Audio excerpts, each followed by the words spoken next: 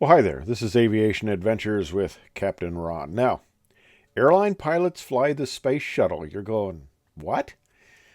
Well, let me take you back in time here a little bit. Now, the space shuttle first flew in 1981. We're talking about almost 50 years ago. But in the planning before that, there was great high hopes. They called it the STS, the Space Transport System.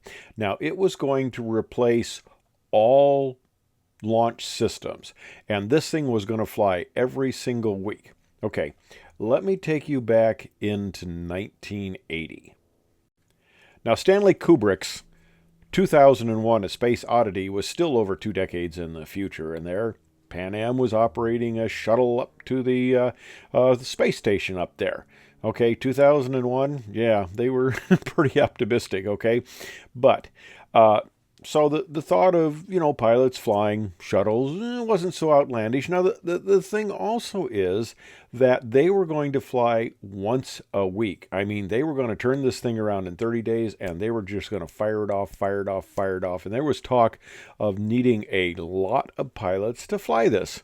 Well, it was an interesting time. Now, I'm going to talk a little bit about the development back in the late 70s when I was out at the Air Force Flight Test Center at Edwards, and I knew a lot of the early shuttle astronauts because they selected them from the test pilot ranks. I'm going to tell you another thing about 1980 and me personally.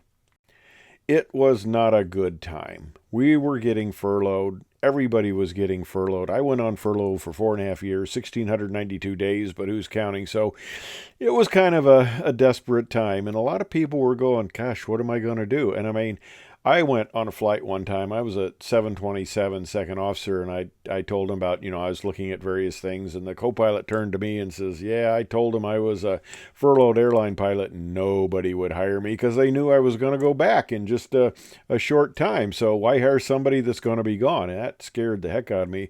And he says, the only way I got hired is I told him I was a recovering alcoholic and I just needed a break. Yeah, well, that was pretty scary. I had a wife and 3 young kids to support, and that was kind of terrorizing. So, and I wasn't the only one who was really concerned about what we were going to do to keep the income coming in. I mean, I came out of the Air Force, and I thought, insecurity was you had to move around from one base to another every 3 years. Not that they told you, hey, we don't want you anymore, go away, and we're not going to pay you. Well, of course, a time like this is ripe for all sorts of not the best people, okay? We had one individual. He was a pilot at United Airlines. Okay, you recognize the snake oil salesman over there? Okay, this is essentially, in my opinion, what this guy was offering because I knew I had a little bit better background than most pilots did, but I had a friend of mine who fell for this, and here's what this guy offered. He was in Houston, and he claimed to have some sort of connection with NASA. And what he was going to do was he was going to get us jobs as flight controllers. He was going to get us jobs teaching the astronauts to fly the space shuttle.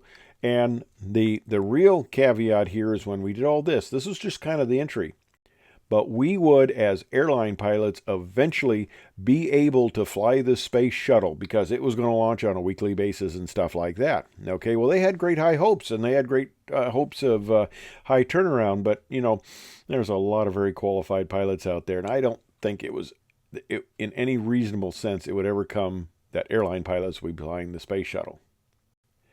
Now, the space shuttle first launched on April 12th, 1981. Okay, and things started out fairly well. Well, it was an experimental vehicle. It was considered to be an experimental vehicle on the first flights because it was. Okay, this is a very dangerous vehicle. There's a lot that can go obviously wrong because stuff did go wrong. But this guy was telling us about how he was going to get all these jobs and it's going to be wonderful. And if you paid for his course that he was going to teach, and he had these manuals and stuff, and a friend of mine bought the manuals, paid for the course, and as far as I know, nothing ever came of it. But I just didn't feel this passed the smell test. Now let me give you a little bit of history here. Okay, I was out at Edwards, the Air Force Flight Test Center, back in the late 70s. This was when the program was just going on. We were doing the captive carry on the 47s. They went up and just flew the vehicle just to get data. And one thing, a little interesting I digress here. Side note, you notice the pitch attitude on the space shuttle relative to the 747. It's got an up pitch attitude. Well, the reason for this is that when they did the releases, the 47 didn't release the shuttle released the 47. The 47 would not be released until there was negative force, until the shuttle was pulling up on the attach points there. So until that, when you were assured it was dropping away, it wasn't going away. And the other thing is they're setting at this high pitch attitude. They can't see the nose of the 47, and anybody who's flown the 47, you set up pretty high. You know, it's like any wide body. It's difficult to taxi because you set so high that you don't have a feeling of speed. You got to watch the ground speed indicator to know when you're taxiing too fast, because it'll get away from you, especially if you've been a guy flying little airplanes. Well, you put that on top of the space shuttle with a pitch up. And the guys who are doing this truly, and some of the first guys said, you know, it was scary as could be because we're going down the runway and it doesn't look like we're going fast at all. And all of a sudden it tilts back and starts to leave. I mean, it was kind of shocking because it kind of looked like, oh, are we going fast enough to fly? Well, okay, they did a number of these releases, and they like I said, the shuttle releases the 47, and then it gets out of there because this guy is coming down fast. And the first time I saw the very first release, we were up on the space tracking hill. And as I'm watching it come over, we ended up being almost directly under the release point. And I'm thinking, you know, if anything goes wrong, this isn't a good place to be. But, okay. So, a lot of the early test pilots get selected. We got Dick Scobie there. He's kind of cut off in the picture there. I knew all these guys. These were the guys out at Edwards. That's where I was. You know, I didn't know the Navy guys because you know, that I wasn't at a Navy base, but I knew the Air Force guys, and I knew the quality of these guys. And I mean, you know, it's tough competition, to say the least. Okay, the shuttle starts flying. Things are going great. They're getting a, you know, reasonably good launch rate. Everything's going fine. They got a lot of people who are vying for the position of shuttle astronauts. I mean, we have thousands of qualified test pilot school graduates who would be first in line for these jobs, not the airline pilots, but it was still being promoted as, you know, we're working the bugs out, things will be okay, we got to get this thing launched, we got to get it launched, and there was a big push by management to get this thing launched on time. We don't want schedule slips and stuff like that. And then STS-51L occurred. This is the Challenger disaster. I knew Dick Scobie. I knew Onizuka. I knew the you know, two of the crew there quite well because I had flown many times with Dick Scobie. Ellison Onizuka had his office down the hallway from mine in the test pilot school, but this really put a clamp on the shuttle. And there had been a debate for a long time with the teacher in space going, you know, this isn't a place for civilians who really don't understand the risk of flying the shuttle, because it was initially and really through its entire career, it was still an experimental vehicle. It never went to the high production rate. It never lived up, unfortunately, to the dream of getting a spacecraft into orbit cheap.